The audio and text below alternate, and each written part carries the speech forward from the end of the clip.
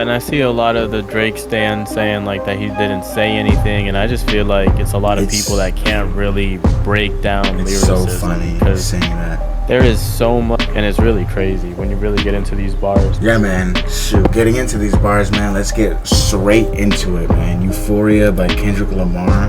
I got the lyrics pulled up right here, and well, let's get into it, man. So, like, you know that first little part that like sounded like gibberish. Yeah. So apparently I it heard. says like everything they say about me is true from like the Wizard of Oz. Looks like that's what it's really saying. And then it says Euphoria. So pretty much just saying like, Drake's a phony. Mm-hmm. And then he goes into like, how his superpowers are getting neutralized. He's a scam artist and actor. Honestly, really, the theme in the beginning is that you're this fake person and you're about to get dissected. Yeah, I'm about to break you down and show you what you really are to the people that claim that you're the greatest, you're the golden child, you're the boy, And there's so much to unpack even here, because there's like the Tommy Hilfiger stood out, but FUBU never had Bender collection, because FUBU was like for us, by us, and it was a fully black owned brand. So Kendrick's pretty much saying like, you're not one of us. Yeah, you're not one of us, and you will never be one of us, even though you're trying to act like you're one of us with all the features that he says later in the song. I like this next bar that he says, where it says, I make music that electrifies them, and you make music that pacifies them. I really like how he goes in, because that's like more of a double entendre, how he adds that shit, more layers than you really seem to think about when you first listen to it. No, you're absolutely right, because definitely on first listen I was just thinking like, like he makes music that's actually has meaning, while Drake's making pretty much just like meaningless party music. But then when you really catch that next line, and I know you broke this down in the last video, I can double down on that line but spare you the time, that random acts of kindness. Like now it hits so hard, like how much of a little sneak diss it is. It's like very slick, because obviously we know about Drake's history with like younger girls and all the allegations or rumors surrounding that. So he really just went in like straight off top. And I hear a lot of the Drake fans saying like, oh, he's repeating stuff that everybody else says. Yeah, but he says everything else in a way different way. The way he uses each angle, the way he talks about it, the wordplay he uses is all original, creative. And it's like, just because someone says something once, I don't feel like that burns like the impact of it. Like I feel like someone else can repeat it and still bring it in a fresh way, because it's not always going to be about like, oh, like who has like the new information about this person. Yeah, I feel like the way Kendrick speaks about it is in his own way is different than say like how Drake was addressing it in the AI track with the Tupac voiceover, like how he was trying to play that down. But like when we see Kendrick mention it, he just goes full like jab on him, but doesn't like take it too far, because he knows like what that could really do to you, Yeah, and that's the thing. This is a game of lyricism, and straight from the beginning, we're just seeing that Kendrick is on another level of lyricism. Like if we were comparing penmanship, you would easily say that the Like That verse and something like this is already like levels ahead of what Drake is coming lyrically, up with. But the impact of Drake actually being direct and like shocking people with his bars, like and saying stuff that's pretty funny, I feel like it still made it a very enjoyable diss track. But this shit right here, this is like, you really gotta dissect it. Like I was listening to this track at least like 6 times, and every time it's like I'm catching something new. I mean, shit, we're still not even into the next part after the beat switch. Yeah, man, like we're not even into like the actual first verse. This is like the setup that gets the whole track going. So like this next line where he says, no, you're a master manipulator and a habitual liar too. Don't tell no lie about me, and I won't tell truths about you. So I find that very interesting, man, because we know how big Drake is, but there's only a certain level of fame that Drake reached. There's so many skeletons under that we know has been like dealt under the rug, that no one's really talked about. And I feel like Kendrick has something to like really say in this next like part, like I feel like he has something under his tuck that will really bring down Drake's career. The first like line that really got me thinking was the "I'm reaping what I sow.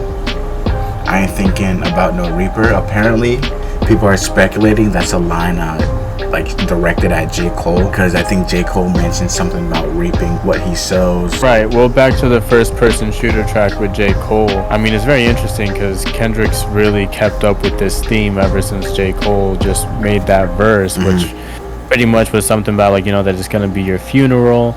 And in the beginning of the Like That verse, Kendrick says like, don't pour no coffee out of your mouth, like, and I'm like, those sentiments better be symbolic. Like, he's saying like stuff that directly references that verse. So here, like, yeah, he's still just kind of going with that theme that like, like death ain't coming for me, like, like if anything I am death is pretty much.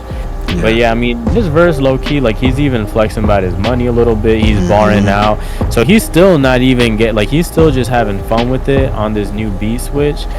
And you still gotta have respect for like Kendrick's musicality, like something about the way that he composes his flows. Because this whole like, oh, do you wanna play Have You Ever or whatever the hell that was. Like, that is just something that only Kendrick can do. And then he sets it up in a part where pretty much, like, he actually is, like, showing off, like, I actually was a kid who was in this gangster life, and you're an actor. Like, you were never about this, which is a big theme here, too. Because as we know, like, somewhere around maybe the Scorpion album, after X's death, whatever, like, Drake started getting a lot more into gang type tougher songs, and maybe he was just keeping up with the trends.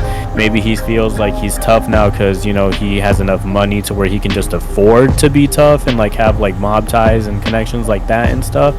But his music has gotten a lot more like that, and that is a big theme here, that we know that he's this soft guy, and Kendrick actually is showing off that like, I really am this person. So he was really showing the differences between like him and Drake, because Kendrick really was from Compton, and he has a whole album about his life there.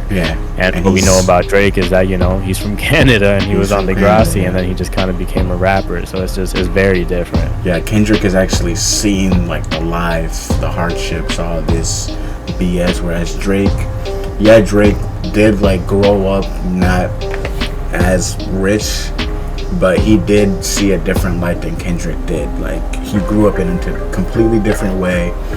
And I like this a bar where Kendrick says, I hate when rappers talk about guns, and then when someone dies they turn into nuns, then hop online, pray for my city, and faking for likes and digital hugs. I like this bar because every time there's been like a significant death or something in like the hip-hop space, we've seen Drake post on like his IG story like a rest in peace. For example, like King Von, I think maybe he did one for PNB Rock, I'm not too sure, but there was definitely a lot of posts that Drake did where he's like, yo, this shit gotta stop.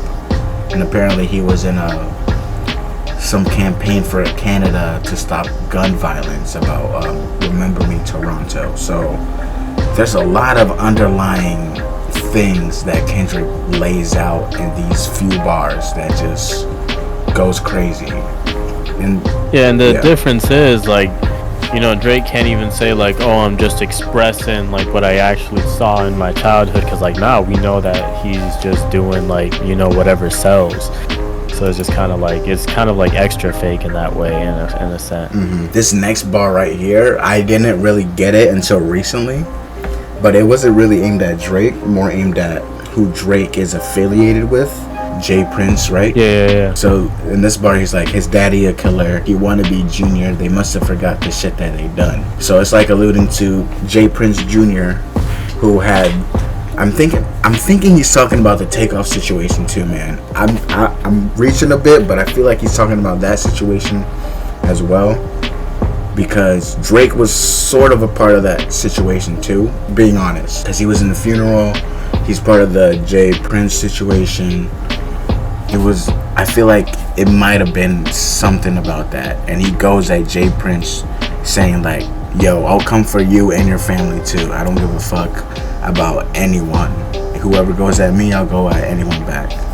Whoever Drake, this is where it kind of starts to get sketchy in a sense, because I mean, Kanye's out here on podcasts talking about how Drake has this connection called Lucian in the industry or some shit like that. And I do remember during the whole feud with Pusha T, actually, that it was something about Jay Prince like made a call, and like he's the one that made it so that Drake wouldn't drop the diss track that would have just like, I guess, like been so dramatic that it would have altered so many lives or something, and like Jay Prince made the call to make that stop or some shit like that. So it's kind of like, I don't know what happens like higher up on these ladders, these weird connections, whatever it is, but yeah, man, there's definitely some higher level things going on in the background that we don't know about. That this bar here is just fun though. Like the first time I shot me a Drake, like I thought that was just like fun. Like that was just like some good ass. That was a great bar. And now he's like, today I'll show you I learned from those mistakes. So it looks like he's had enough of Drake and his shenanigans, man, and he's ready to just go all out, man. I'm ready for it. So I like this next bar where he talks about the ring. So it looks like he's alluding to Tupac's ring that Drake bought off the auction. Because he talks about, I'm ready to double the wage. I'd rather do that than let a Canadian dude make Pac turn in his grave. Which has a double meaning because we know Drake used that AI Tupac to make a diss towards him, you know? Yeah. And that was, I don't know. It's wild, man. I feel like Tupac did turn in his grave for that, because I was not expecting that AI for sure. And in a way, like the disrespect was crazy, and like the way Kendrick's alluding that this guy's Canadian is something you really don't even think about, to be honest. Yeah, you forget. You just listen to Drake and you're like, yeah, man, this music's fun, but like he really doesn't have the connection to like American culture the same way that, you know, they have it here. Man. So. Like the man literally can't vote. He just has a green card here. That's hilarious. But I like this next bar where he's like directly talking to Drake, where he's like, oh, I hurt your feelings, you don't want to work with me no more, okay. Dude, and the like delivery on that was just perfect. It was like, hurt your feelings, you don't want to work with me no more, okay. Like, I don't know, bro, like only Kendrick can do shit like that. And I hear these Drake haters being like, oh, he's just moaning and croaking. Like, y'all don't know real hip-hop, man, because Kendrick is a real, like, musician. I don't even want to hear that about Drake fans, because Drake literally sings and, like, does almost the same thing, too. So it's like, they can't be singing. It's like same flows. Like, Kendrick just, like, he's like a mastermind in terms of just creating these, like, unique cadences, alter egos, voices. Like, everything about what he does is so unorthodox, but it works in such an interesting way. Yeah, man. The way Kendrick does it, just only he can do it, you know? Like, no one else could really do it. And then this next line where he says, it's 3 goats left, and I seen 2 of them kissing and hugging on stage. I love them to death. And in 8 bars, I'll explain that phrase. So it looks like Kendrick does, I feel like Kendrick does accept the fact that him, J. Cole, and Drake are like the best of the best of our generation. Like and in this bar we see 2 instances where he does like confirm that I guess they are friends, which just brings me back to like, we don't know if this is all sort of orchestrated, and that these rich guys are definitely not that mad at each other. I mean, but dude, at the end Kendrick of the day, definitely does this in a way where even when he says like friendly things, like you don't get that same kind of like apologetic energy that even J. Cole would bring. Like you still feel the aggressive tension of like a beef rap song for sure. I like how he he name drops Cole and Drake by like their actual names too. He's like, yeah, J. Cole, and I already know I'm a selfish dude. The crown is heavy and I want it all to myself, basically. And I love this next line where he says, I pray they're my real friends. If not, I YNW Melly, which is just crazy. Yeah, that was so slot, and it was slick. Perfectly about 8 bars after he said that. I'll explain that phrase. So he's very interesting with how he does that. Even on like verses like that, he'll say like money, power, respect. The last one is better. So like he has certain ways of just like referencing other stuff that he says. Yeah, and apparently I like this YNW Melly like bar too, because in the like that verse, apparently YNW Melly like put on his IG, he thought the like that was a diss towards him as well, and he like was going at Kendrick a little bit.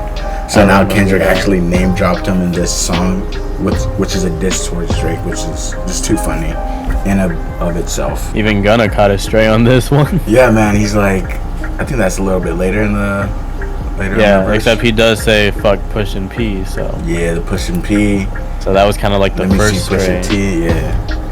I like that line. Let me see you push a T, which we know that Drake and Pusha T beef went crazy. And again, the flow is just ridiculous. Like the way he says it, like you just feel energy that's just crazy. Yeah, with the wordplay, the Terrence Thornton, I'm Terrence Crawford. Like it's just crazy, man. Terrence Crawford, undefeated boxer. Like this is literally bar after bar, like metaphor after metaphor, layer under layer. I like this one where he's like, it's always been about love and hate. Now let me say I'm the biggest hater. So this is where he just goes all out at Drake. He just says, fuck the music. I'm just going to say what I don't like about you. I hate the way you walk, the way you talk, the way you dress, and the way that you sneak this other people. I feel like the shock value on this one was just on 100. Like as a listener, you're just hearing this and you're like, damn. Bro. And he said, you're saying all this on a Tuesday morning, bro. He said, yeah, we hate the women you sleep with. They confuse themselves with real women, which is like, damn, man. They even got a stray, man. The girls got a stray too. And we know how Kendrick is, man. Culture feeling. We know how Kendrick is, man. When he just takes shots at anyone, he just takes a shot and does not back down at all. Yeah, I feel like him saying like I'm with the culture feeling too was also like a big deal because he's pretty much insinuating that, you know, this is pretty much low key how a lot of us feel, and Kendrick does represent, I guess, what's real in hip hop in a certain way. Even these two bars right here where he's like, how many more fairy tales about your life till we had enough, and how many more black features till you finally feel you're black enough, which is just diabolical. The next bar is one of my favorites because I relate with it, bro. You like Drake with the melodies? Now when he acts tough? Drake with yeah, exactly, that's bro. Funny. Like when he said that one, I felt like that one was just relatable. That's I was just hilarious. like, yo, like that's crazy. Yeah, man. I'm low-key, I do like Drake when he acts tough a little bit, man. I can't lie. I love that tough Drake shit when he's rapping. I think only when he's rapping I like when he's acting tough. The melodies I'm cool with, but I do like when he acts tough. I'm not gonna lie, but that bar is crazy though. I'm definitely like a Take Care, Nothing Was the Same era Drake for sure. Yeah, I'm more of like Nothing Was the Same, because that had some like melodies but not a lot, but it had enough rapping where it's just like I mean, he still had some bravado, I guess you could say, or like like bragging, but it's like, you know, he's always been bragging about being rich, but I still don't feel like he got like, I mean, he did Worse Behavior and stuff, but I don't feel like he got like gang until maybe like Scorpion, when he was straight up dropping songs like Bob Ties and I don't know, like tracks like this last one, like on For All the Dogs, like songs like Daylight, like I hated that song. I felt like shit like that was trash, but certain songs he can pull it off, like Going Bad is a banger, of course. Like, so I don't know. Yeah, and the black features till you finally feel you're black enough, which is wild, man, because Drake, he's known as the stimulus package, man. Drake has the stimulus package. He co-signs almost damn near everyone, and it's like the last co-sign he had is what, Sexy Red? Probably, yeah. That's like the last real co-sign. It's like, damn, man, Kendrick is sort of making a point, man. Almost all the co-signs he's had, they've all been black. Most of the features, like Black Boy JB, all that. And he seems to also, I don't know, just try to blend in with like anything that's popular at the moment. So like, you know, back then it was like the Caribbean things, and that was his accent that he was going for, and now he's going for more of like the UK stuff. So he really is kind of like a chameleon, which doesn't help his case when people try to make him look like a culture vulture, because he even copies cultures, like not even just like styles and artists and stuff like that. So I don't know. And I like this bar where he addresses where Drake was talking about how his last album flopped, where he's like, yeah, my first one is like my last one, it's a classic, and you don't have one, which I am gonna disagree. Drake does have some classics for sure, but it is a good bar to put in that for sure. Yep. And then let like your core audience stomach that, then tell them where you got your abs from. I mean, that's like 3 words making the bar in one line. That was crazy. That one definitely made me do the nasty face. That was top tier. We know about the Dr. Miami Drake thing. So, yep. I mean, Rick Ross did say it first, but that was still a pretty good bar. So now we get into this next verse 2, where Kendrick he just blacks out and just goes crazy, man. He mentions Top Dog, which is his old affiliate, who basically helped him into this whole music industry thing, and basically talking about the extortion that Drake was alluding to in the Drop and Give Me 50. So he's like, extortion is my middle name, so as soon as you jump off the plane, I'm basically not extorted no more. I'm on my own. I'm doing my own thing. I'm independent. So you can't be saying shit about me right now. Yeah, I mean, obviously the whole premise, the whole hook for Drake's push-up song was the Drop and Give Me 50 thing, and it kind of made it seem like maybe Top and Kendrick weren't on good terms, or like he was getting played, which honestly, low-key, when you actually look at label deals, like 50-50 isn't like the worst case scenario when it comes to like how some artists are getting split in, you know, the music industry, especially now that Kendrick's independent. But besides the point, definitely, like, you know, Kendrick was just affirming like, nah, like Top Dog's actually still my boy, like I'm still cool with him, and it's a direct response to like anything he's saying about extortion. And I mean, later on, I mean, we'll get to there, but he even pretty much responds to his whole thing with saying like, I'll double back with you because you're signed to someone that signed to someone that signed to someone. So Kendrick pretty much just completely neutralized the whole like that conversation. You know, top says drop and give me 50, whatever. Like it, like, you know, pretty much in this, it's like that's pretty much like all canceled out. I feel like Kendrick addressed every single thing except for the shoe size and being short.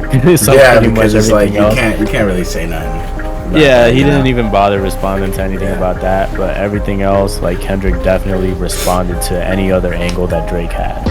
Yeah. Also, I like this next bar where he's like, I'm allergic to the lame shit, only you like being famous. Yachty can't give you no swag, and I don't care about who you hang with. I really like this because you see how Drake acts when it looks like he's about to fall off or something. Like, he painted his nails, like, I want to say a year or 2 ago or something, and that got a lot of buzz when he was hanging out with Yachty.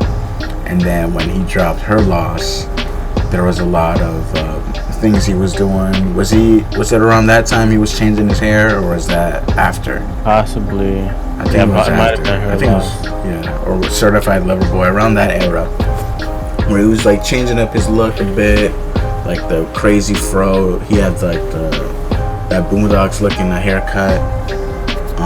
He was buying the rings, of course, the Tupac ring. So it was like, yeah, man, he's talking about the swag he was trying to get and the people he was hanging out with. We know Yachty was a big influence in Her Loss. As we know, that reference track that was leaked, that Yachty wrote for, what's it called? Was it Jumbo shit? Yeah. Jumbotron shit popping, whatever, yep. So it's like, yeah, man, Kendrick is on him, man. He don't care about what Drake got going on, and Drake is desperate for being famous. Apparently, I mean, Kendrick is still dropping some tidbits. Apparently, Drake sent Kendrick a feature request. Yeah, man, that surprised me too. So it looked like Drake reached out for the feature.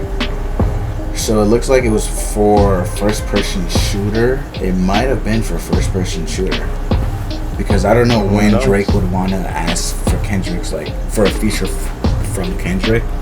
That would be like the most likely time, because you know J. Cole talks about the Big Three and that song, and that song low-key would have been the perfect song to have all 3 of them together. Ooh, yeah, that would have been ginormous.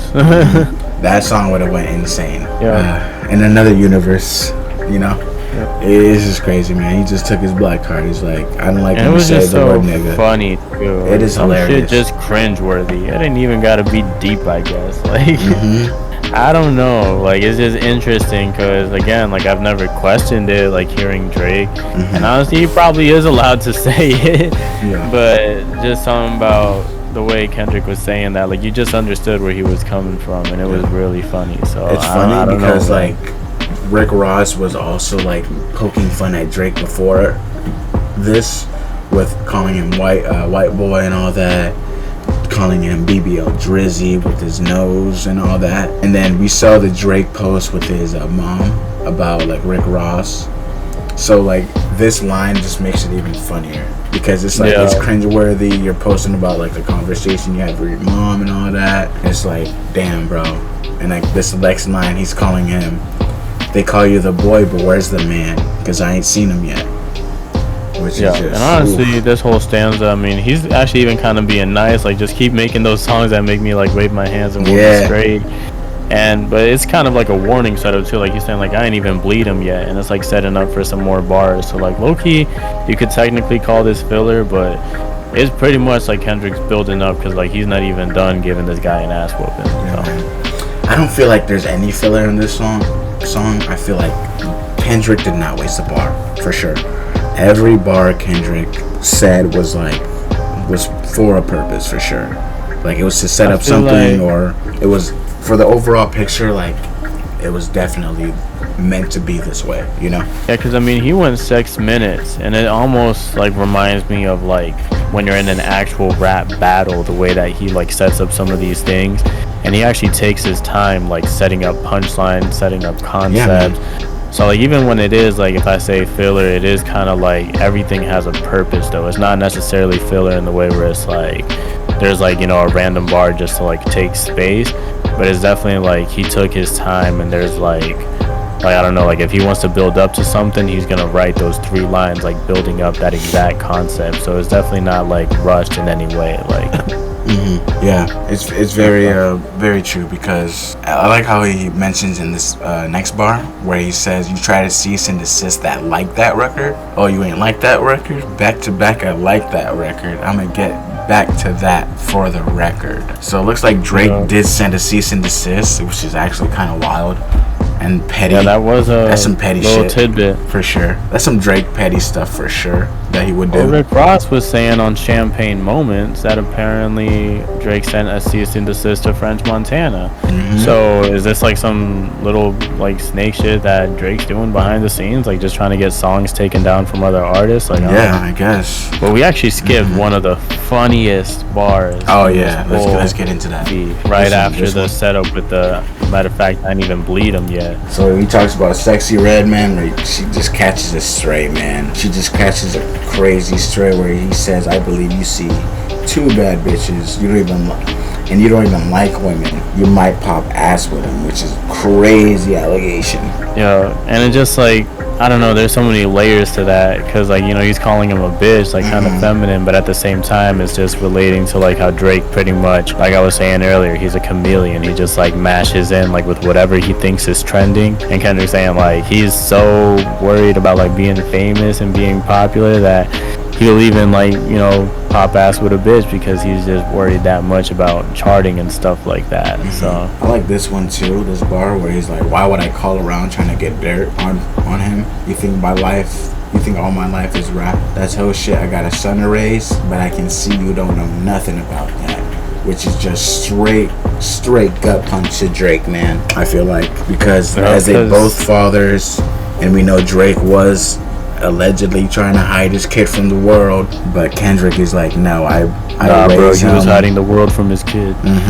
Yeah, and Kendrick is like, now I know how to. I wake up my son, I tell him to pray, I teach him how to live life properly day by day, teaching him morals, discipline, something that you don't know anything about, which is just and this crazy. Is the shit where like, you know, the little simple minds are just gonna be like, oh, he's not saying anything. Like, bro, in these 6 bars, like Kendrick is literally taking his time to like go over like stuff that you do with your son, but to any real man, any mature man, like you're listening to this and the way that he's saying that like Drake don't relate to any of it, like it hits so hard, and it's just crazy. Like he really just this was the part where like I was just like blown away. This was the moment where I'm like, wow, this man really just went there, and it's actually wartime for sure. He's still just having fun with him, like he's still just making fun of him. And I love this line too, man. where he talks about, "We gotta bring him out too. I'll clear him out too. Tell Beam that he better stay right with you." That's a nice little double entendre right there. Named another ghostwriter that has like a lot of big credits, including some big stuff on Drake's recent album. Album, Beyonce worked with the Migos, like crazy credits. Like, and he says he better stay right with you, so he better stay right next to you and right for you as well. And he talks about battling ghosts or AI, which is of course talking about the Snoop and Tupac AI that Drake tried to release and got taken down. Cause it really is like Kendrick's like, yo, like, you think you're in a 20v1? Like, nah, like I'm the one in a 1v20, bro. Like, you're doing AI artists, you're doing ghost writers. Like, I'm in here like really like. Shit, next thing you know, he's gonna have Prince and Michael Jackson in the AI war with him. You know, like it's gonna be crazy. That was a good setup all the way around. And then this one about OVO running to America, stealing the heritage, like just more craziness, man. And how he says OVO instead of OVO. I love that. Let's see, I love this one where he uses that Toronto slang, the Crody, and apparently that's a name of Drake's cat as well. So it looks like he's taking a shot at his little cat. So he said, "Don't speak on the family. It can get deep in the family. Talk about me and the family. Someone gonna bleed in your family, Crody." And it's like, damn. And apparently, he's saying about that. Yeah, he's really about that, and it makes sense, man. Like Kendrick is from the West Coast, like he's from Compton. He's been around that area, like he's been around like that lifestyle, so he knows.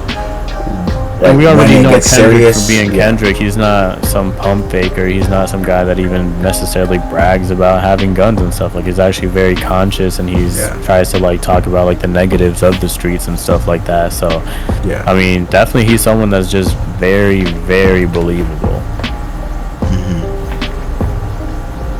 And I like how he says, "We can do this right now on camera." So he's basically exclaiming like, "Yo," telling to the whole world, "Yo, it's me versus Drake. I don't give a fuck who sees this. I'm gonna beat your ass if it's on camera or not. I don't care. I don't trust anyone, and I'll just go at whoever comes at me." At the rest of this line, and I like how he just ends the line where he's like, sort of like the same way Drake ended his line, where he's like, "That's not everything I even know. Don't wake the demon up." Kendrick in here, he says, if you take it there, I'm taking it further. That's something that you don't want to do." Yeah, man. I mean, no matter what, you could definitely say this merits a response. Like, at this point, it's whoever stops answering, I don't really feel like there's enough room for either person to be able to say, like, "Oh, that's not even worth a response." Like, nah, like, y'all better be in there right and ready for the round two, because we're trying to see this all the way through. Like, it is on. Let's see who takes the throne. I mean, whatever that means in hip-hop, this metaphorical crown, whatever, we want to see y'all go to war for it, and we want to see what happens here. It's prime entertainment, and honestly, hip-hop hasn't been this exciting in a fat minute. Yeah, man, this is hip-hop, man. I'm very excited. So Drake actually did have a initial sort of reaction to this. So he basically said, "See you soon." He was laughing at the fact that Kanye was talking about the elimination of Drake. So he was laughing at that and basically said, "See you soon." So Drake is cooking up. We just don't know how long it's gonna take. I just hope Drake takes his time, because I want some good music out of this at the end of the day. Yeah, but like I was saying, it seems like Kendrick's definitely got Drake beat on the lyrical angle. I don't think Drake can outright Kendrick. But Drake is pretty good in terms of just like being funny, having really witty punchlines, making like really good, listenable, fun music. So there's definitely a lot of skill sets to his advantage, and apparently he's really good at talking on cell phones and getting insider information, which Kendrick was kind of saying like, that's not me because I'm not on no ho shit. But Drake plays chess, so I mean, we'll see what happens. Even though, Kendrick's a pretty solid dude, so I feel like it's probably going to take more than, like, little secrets and surprises to, like, really win this war in particular. Like, this summer is going to be a very interesting summer for hip-hop. So I'd say maybe even the rest of the year is gonna be a very interesting year for the rest of hip hop. Right, because I mean, the way things are going, we know this is at least banning into the summer. They're probably going to be dropping a response like every week or 2 weeks, and we're going to be digesting it. They'll probably be doing like 3 rounds,